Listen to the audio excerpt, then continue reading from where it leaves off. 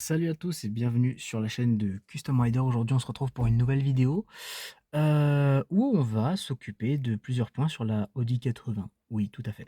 Parce que, en fait, j'ai plusieurs trucs qui vont pas. Donc déjà, il me manque une baguette. Bon, elle n'est pas encore arrivée, mais normalement, elle arrive demain. Donc ce sera la suite de cette vidéo. Et là, on va s'attaquer à ça. Qu'est-ce que c'est, vous allez me dire? Voilà ce que c'est. Les pins du volant qui ont cassé quand j'avais démonté le volant. Donc je les remplace parce que elles sont explosées. J'avais tenté de les recoller temporairement.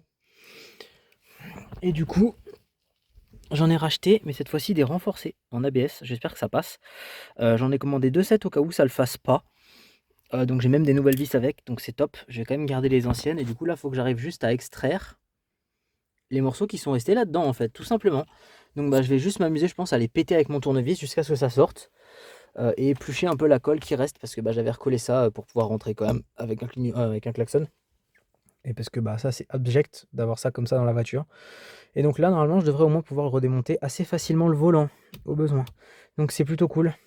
Donc on va s'attaquer dès maintenant à la destruction du reste des pièces là-dedans et remettre le ressort en place qui est sorti. Donc maintenant que c'est fait, on va juste pouvoir venir les prendre et puis les poser tout simplement là-dedans. Hop, je vais commencer par les approcher à la main. Voilà, comme ceci. J'ai pas réussi à retirer toute la colle parce que faut dire la colle elle a été particulièrement efficace. Genre vraiment, là ça a quand même très très bien marché. Donc là il en reste un peu de colle mais bon ça devrait le faire. Après là globalement en fait comment ça marche pour le klaxon sur cette voiture, parce que du coup j'ai pas expliqué, parce que vous avez un seul câble. Donc en fait ça vient faire connecteur donc avec vos vis qui sont là. Tout simplement. Voilà. Quand votre klaxon, parce qu'en fait votre masse, c'est un espèce de languette que vous voyez là-bas derrière, qui vient en fait juste lécher l'arrière du volant. Voilà, donc c'est juste ça en fait. Donc c'est super facile.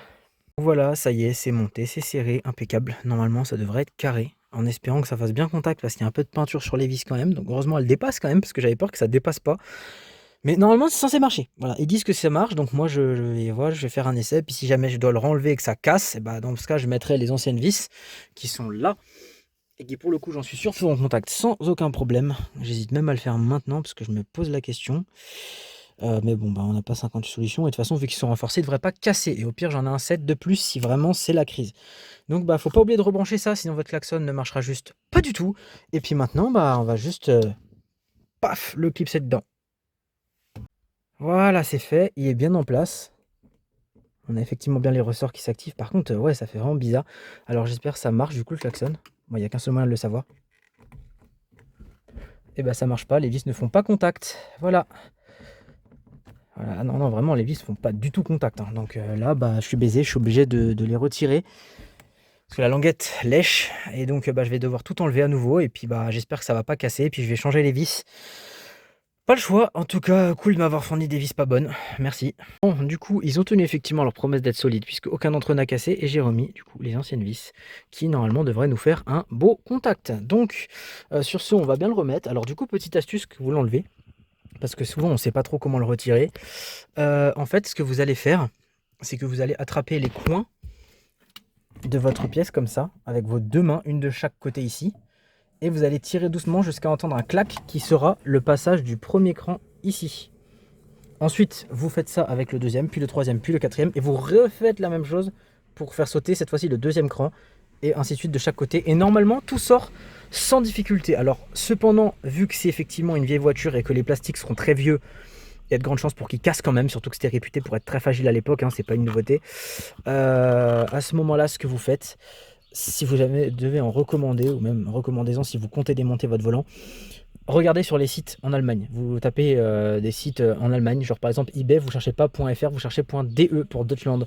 Donc si vous cherchez sur plein de sites allemands, vous pourrez trouver, c'est vraiment la niche pour trouver des pièces pour ce genre de voiture, parce qu'en France, c'était pas très populaire vu que c'était une marque qui venait seulement de renaître.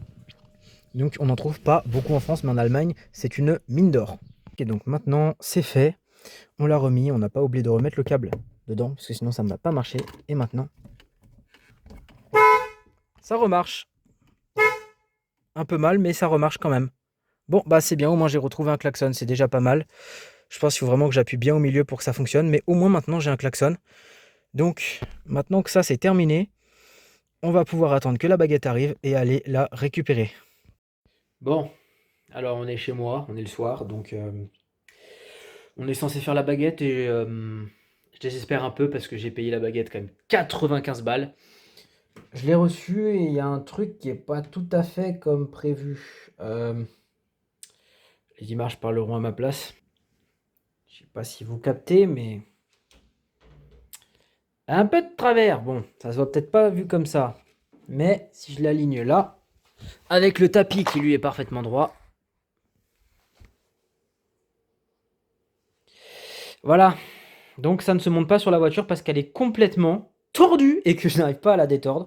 Donc il va falloir que je trouve une solution. Alors je vais sûrement essayer avec le décapeur thermique d'essayer de trouver une solution. Mais bah je sais pas si ça va passer sur la voiture ou pas. Donc je vais essayer de faire ça en off parce que là il est tard, je suis fatigué. Et vous pouvez remarquer que la CBR n'est plus là. Alors pourquoi la CBR n'est plus là? La raison elle est très simple, c'est parce que dans pas longtemps, il va y avoir une nouvelle vidéo. Alors, dans pas longtemps, je vais sûrement attaquer du coup la présentation officielle de la CBR, puisque bah, j'ai fait la première vidéo où elle était en panne, et là, vu que j'ai quand même fait pas mal de trucs, alors je suis en litige avec l'ancien proprio du coup qui va essayer de me proposer un truc, etc. Donc, soit il reprend la moto, soit ce sera une compensation financière, mais s'il reprend la moto, c'est pour la refaire et pour me la rendre, mais vu que j'ai résolu déjà beaucoup de problèmes dessus, je me dis, je préférais une compensation, même si elle est maigre, parce que bah, j'ai déjà fait v'là les trucs, et là, elle roule. Là, clairement, elle est sur la route, hein. J'ai roulé avec aujourd'hui, j'ai fait genre plus de 100 km, elle est bien, ça va. Euh, du coup, bah, je me referai une vidéo complète de la présentation de la CBR dans pas très longtemps. Je sais pas quand j'aurai le temps, mais voilà. Il y aura juste sûrement pas d'essai routier, parce que c'est un peu difficile de se rendre compte des perfs sur route ouverte, parce que bah, question de légalité, je pense que je vous apprends rien. Et j'ai pas prévu d'aller en Allemagne prochainement. Et du coup, bah, pour clore cette vidéo, bah, je vous donne rendez-vous samedi 18 pour le Youngtimer Days avec lequel je serai avec la Audi 80. Tout simplement en tant pas que visiteur mais d'exposant. Donc vous pourrez retrouver ma voiture sur les stands. Voilà, en exposition. Et ben sur ce, merci d'avoir regardé la vidéo. Bon, c'était pas incroyable, mais voilà, c'est une petite vidéo comme ça. Et puis bah à la prochaine et bisous.